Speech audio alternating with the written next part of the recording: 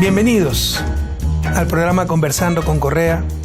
En esta oportunidad tenemos un invitado muy especial, uno de los pensadores más influyentes de nuestra época, un gran científico, profesor. Me refiero a Noam Chomsky.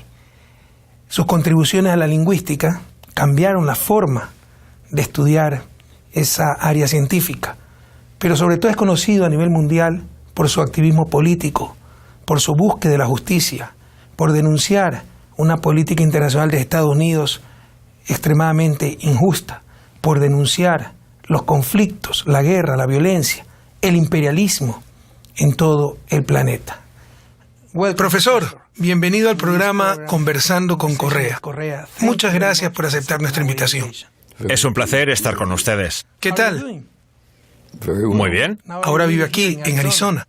Sí, vivo aquí en Arizona. Me casé hace un par de años. Aquí estoy muy bien. Maravilloso. Enhorabuena. Vamos a hablar del imperialismo. Pero primero, ¿podría por favor definir lo que significa imperialismo? La palabra imperialismo abarca un amplio rango de significados, pero básicamente significa la capacidad de controlar, dominar de una forma u otra lo que hacen los demás. A veces mediante violencia extrema, como la invasión de Irak. Otras veces mediante manipulaciones financieras. Por ejemplo, incentivando la fuga de capitales para imponer un programa de ajustes estructurales. O a veces puede ser secuestrando a presidentes, como hace un par de años. Puede ser de muchas formas, pero básicamente significa la capacidad de dirigir, controlar y salirte con la tuya sin siquiera ser censurado ni castigado, que es algo crítico. Y a veces, mediante acuerdos de libre comercio, tratados de inversión, etc. Están los tratados. Y también, mi amigo, el economista Edward Herman, hizo una distinción entre las víctimas dignas e indignas. Las víctimas indignas tienen que cumplir las obligaciones de los acuerdos, mientras que las dignas pueden hacer lo que quieran.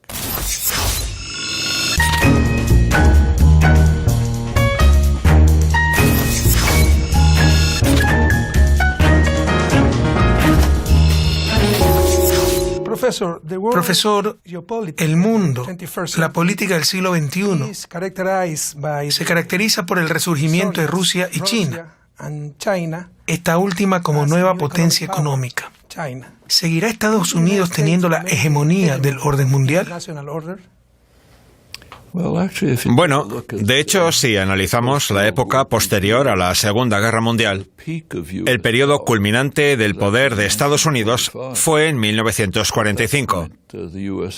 En ese momento, poseían algo así como la mitad de la riqueza del planeta. Tenían un sistema de seguridad increíble. Controlaban todo el hemisferio occidental. Controlaban los dos océanos y las costas opuestas de esos océanos. Tenían un ejército incomparable, armas nucleares. Fue un grado de dominación del mundo sin precedentes en la historia. Pero empezó a erosionarse muy rápido.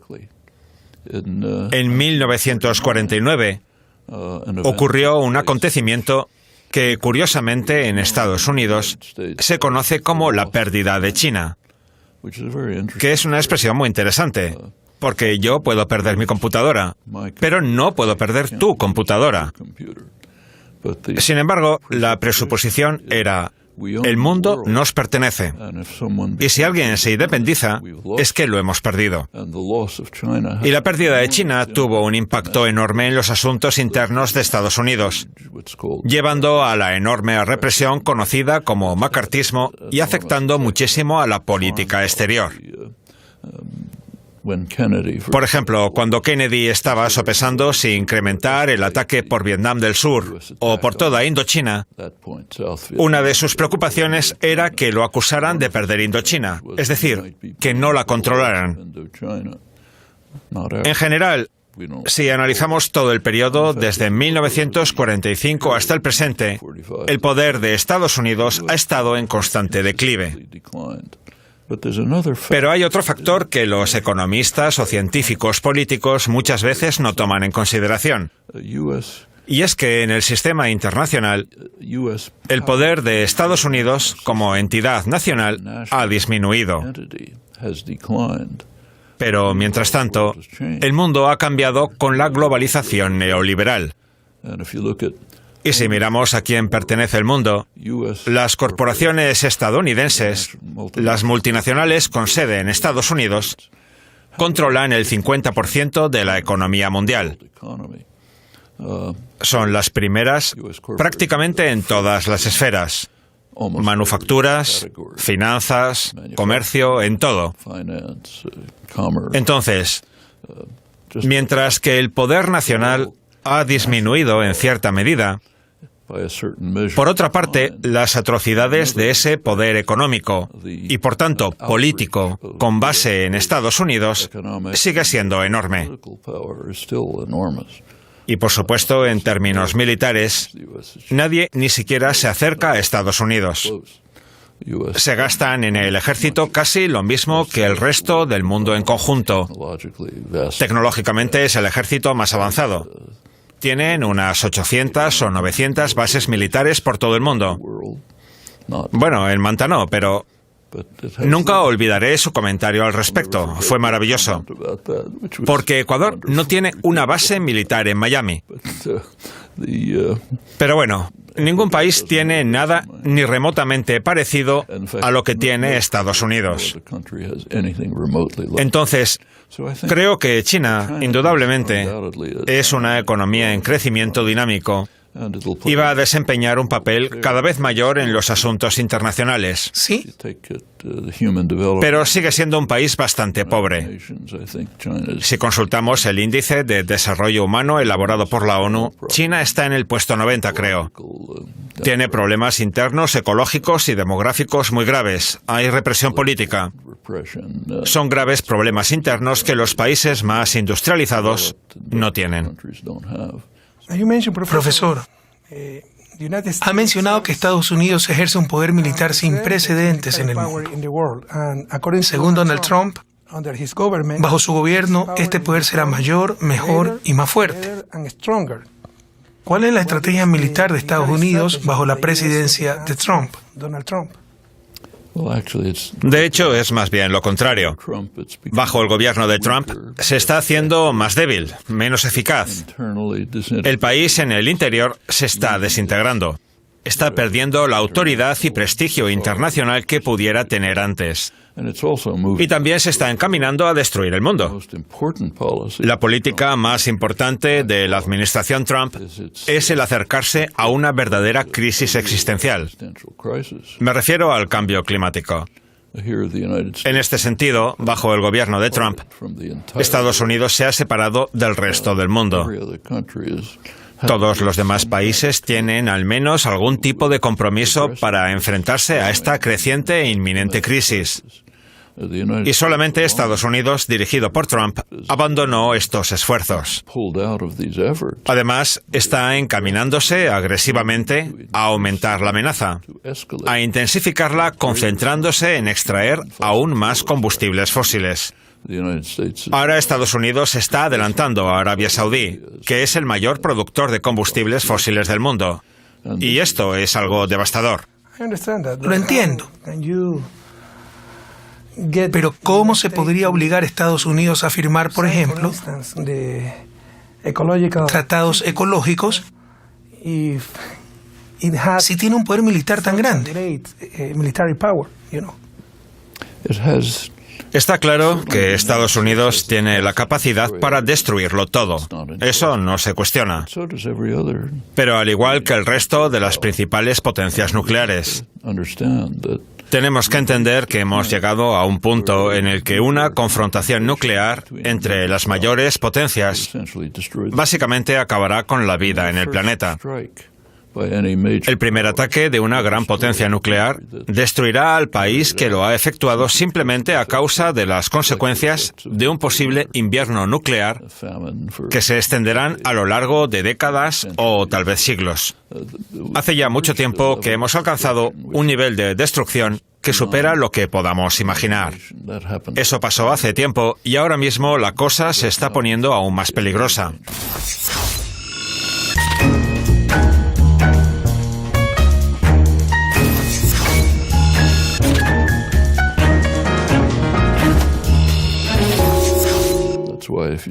Por eso, si echamos un vistazo al reloj del apocalipsis del Bulletin of Atomic Scientists, creado en 1947, cada año los principales científicos nucleares tratan de evaluar las amenazas existentes y marcan el grado de amenaza colocando la manecilla a unos minutos antes de la medianoche, que marca el día de la destrucción total, el fin de todas las especies. El reloj fue creado en 1947, con la manecilla a 7 minutos de la medianoche.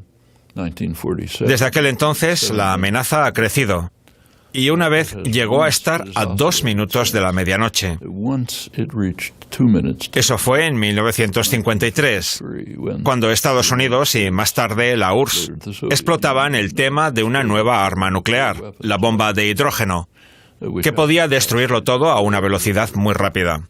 A lo largo de los años la manecilla ha ido cambiando de posición y hace un par de semanas volvió a estar a 2 minutos de la medianoche, que es lo más cerca de la destrucción total que ha estado nunca desde el establecimiento del reloj. Muy interesante, profesor.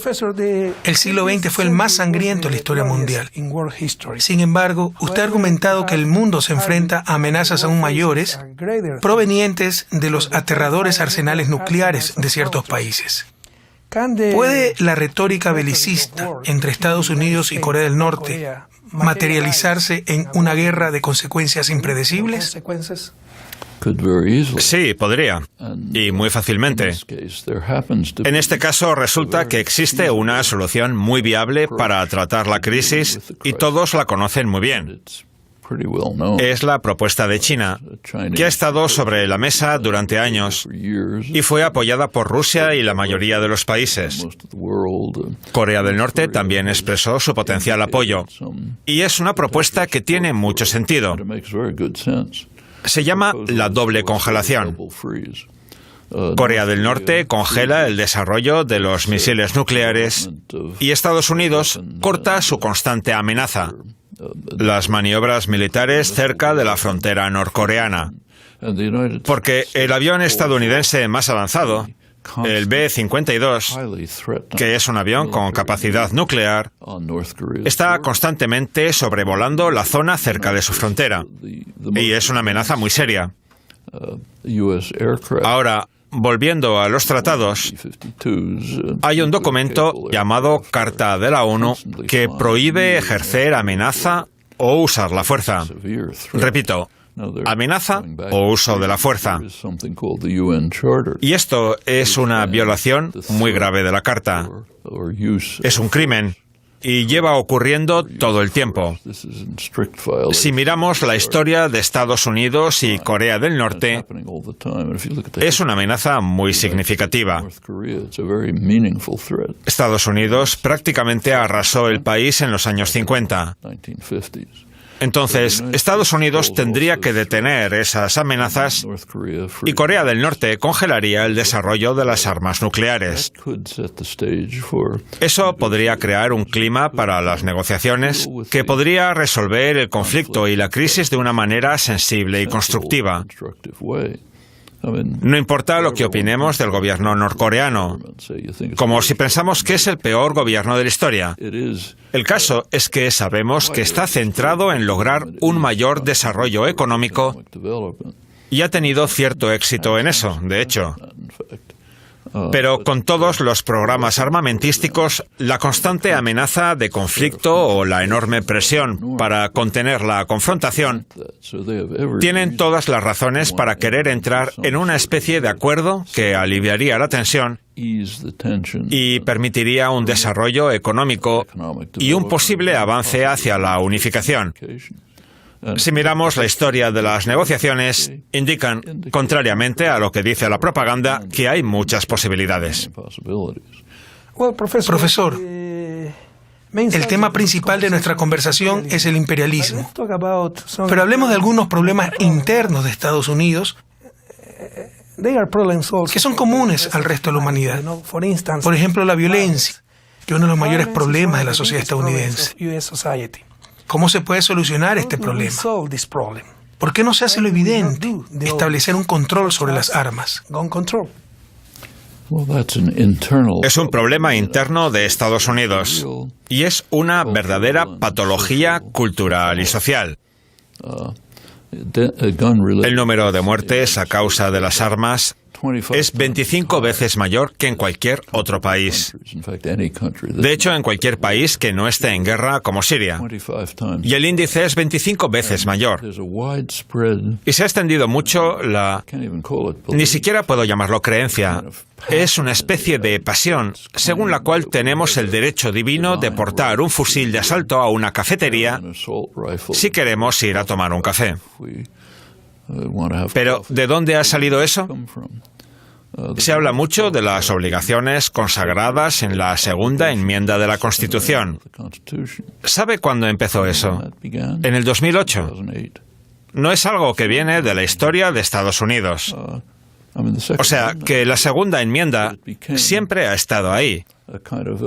Pero se convirtió en una especie de derecho divino después de la decisión del Tribunal Supremo del 2008 respecto al caso Washington, D.C. versus Heller, que fue una decisión muy curiosa no por sí sola, sino por la manera legal de la que fue tratado el caso.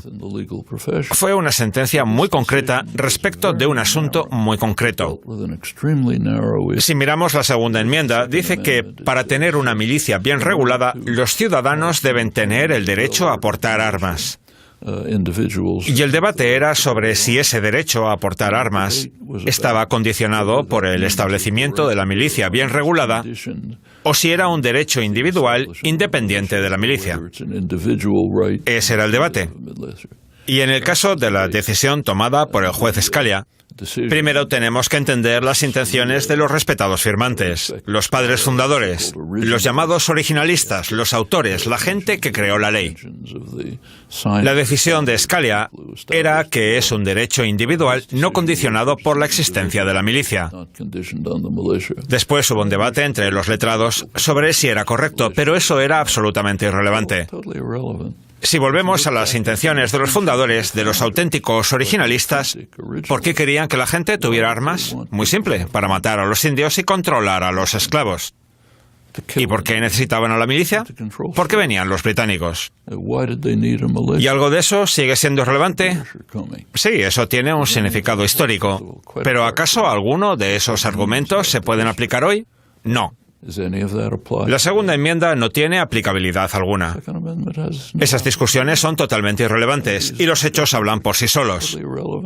Porque si nos preguntamos por qué los colonos necesitaban armas, es cierto que tenían que mantener el control sobre la población esclava en el sistema de esclavitud más cruel de toda la historia de la humanidad. Y tenían que expandirse por el continente y exterminar a la población. Para eso necesitaban las armas. Así que es una lección muy curiosa que nos enseña la segunda enmienda, si la leemos con atención. Pero lo que se discute es totalmente irrelevante, casi completamente irrelevante. Y lo que establece la decisión del 2008 es totalmente opuesto a la opinión tradicional que se ha mantenido durante cientos de años. La idea de que no era un derecho individual, sino que estaba condicionado por la existencia de la milicia. Bueno, profesor, hablemos ahora de la relación entre Estados Unidos y América Latina. Como sabe, yo mismo soy de América Latina. Con el ascenso de gobiernos derechistas en América Latina, ¿hacia dónde cree que se dirigen las relaciones entre Estados Unidos y Latinoamérica? Por una parte, los logros de la llamada Marea Rosa aún no han sido superados. Por ejemplo, no hay bases militares estadounidenses, no hay soldados. No en Ecuador. Hay intervención militar, pero no hay bases militares como tales.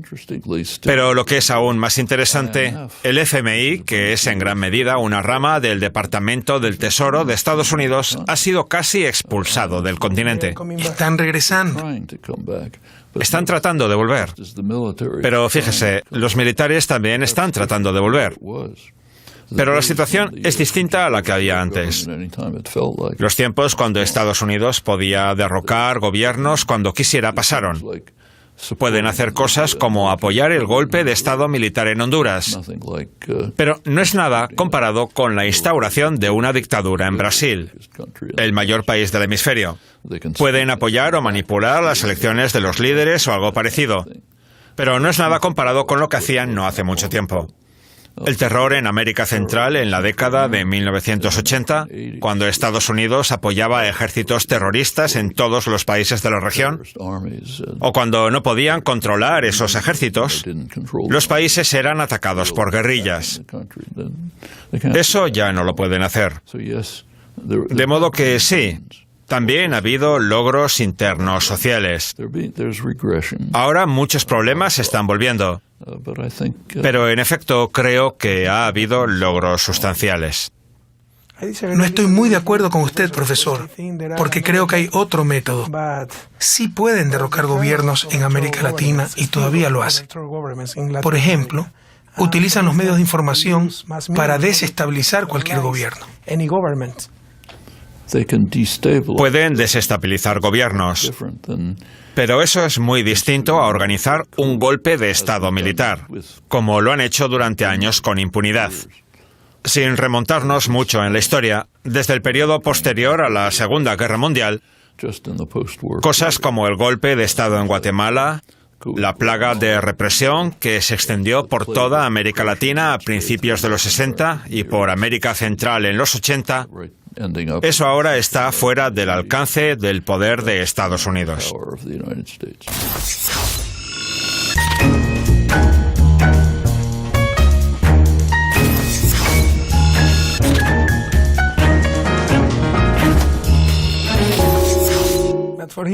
Por ejemplo, ¿cómo evalúa la política de Estados Unidos en relación a Venezuela? Hay muchas partes internacionales interesadas en Venezuela. Por ejemplo, Rusia y China. Tienen intereses importantes allí. Y Colombia, uno de los mayores aliados militares de Estados Unidos, es vecina de Venezuela. ¿Puede imaginar un escenario parecido al de Siria en Venezuela? No creo. Venezuela tiene problemas muy graves, pero no creo que Estados Unidos esté en posición de organizar un golpe de Estado o de atacar a ese país. Invasión. Es muy poco probable. Estados Unidos ya no tiene ese poder o ese apoyo que tenía antes. Ni siquiera tendría el apoyo de la OEA como solía tenerlo siempre. Cambiemos de tema, profesor. El Reino Unido no permite a Julian Assange salir de la Embajada de Ecuador en Londres, de nuestra embajada. ¿Cree usted que la razón de ello es la presión que Estados Unidos ejerce para que lo extraditen? Estados Unidos no ha dicho expresamente que vaya a solicitar su extradición. Pero creo que a nadie le cabe ninguna duda de que si abandona la embajada, va a acabar en Guantánamo. Estoy muy seguro de ello. Y ahora hablemos de mi región, América Latina. Como usted sabe, es la región más desigual del planeta. Allí usted puede encontrar personas extremadamente ricas, pero también personas extremadamente pobres. Y claro que es un problema de distribución, no de falta de recursos. Tenemos muchos recursos.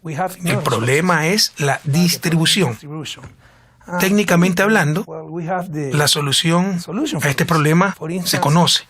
Por ejemplo, utilizar sistemas fiscales más progresivos. Financiar. Incluso simplemente recaudar los impuestos. Exacto, recaudarlos. Y con ese ingreso financiar gasto público que dé oportunidades iguales para todos. Por ejemplo, educación pública, servicios de salud, etc. Además, controlar el poder de mercado, respetar los derechos de los trabajadores, distribuir mejor los recursos naturales nacionales. El problema no es técnico, sino político, ya que intentar resolver este problema haría daño a las élites que siempre nos han dominado. Pero esas élites poseen los medios de producción y los medios de comunicación. Cualquier gobierno que intente resolver este problema será atacado. Sí, pero el ataque siempre se puede repeler. Y ha habido progresos. Por ejemplo, el número de las posibilidades educativas. Eso ha cambiado. Por ejemplo, en Brasil, mi mujer es de allí. Bajo el gobierno de Lula, había mucha más participación de un amplio sector de la población en la educación. ¿Y dónde está Lula ahora? Pues Ya sabe lo que está pasando allá. las cosas no se logran fácilmente. Tienes que seguir luchando. Y choca que sea una de las personas más populares del país y estén bloqueando su participación en las elecciones. Sin embargo, hace 30 años Estados Unidos simplemente habría instaurado una dictadura militar, ¿de acuerdo? Las cosas han cambiado. Y la última pregunta, profesor. Si usted, profesor, fuera un honesto líder político latinoamericano, ¿cómo enfrentaría este problema? Pues de la misma manera que lo hacía usted en Ecuador o Lula en Brasil, o como lo está haciendo Evo Morales en Bolivia. Hay mucho que corregir. No estoy diciendo que eso se acerque a la perfección, pero tampoco que todo está mal. Por ejemplo, el caso de Brasil, que es el país más importante de la región. Lula nunca logró ni intentó seriamente cambiar las bases de la economía para pasar de fundarse en la exportación de materias primas a un desarrollo interno real. Es muy diferente del este asiático en este sentido. Ellos hicieron lo contrario. Hubo una corrupción enorme, pero estas cosas se pueden corregir, y esa es la tarea a cumplir.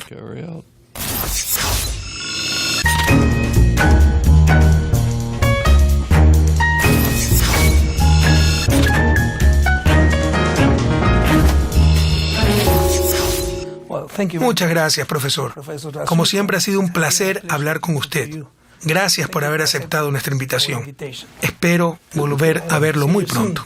Todavía espero visitar Ecuador. Muchísimas gracias a todos los televidentes por seguirnos en el programa Conversando con Correa. Hasta la próxima oportunidad.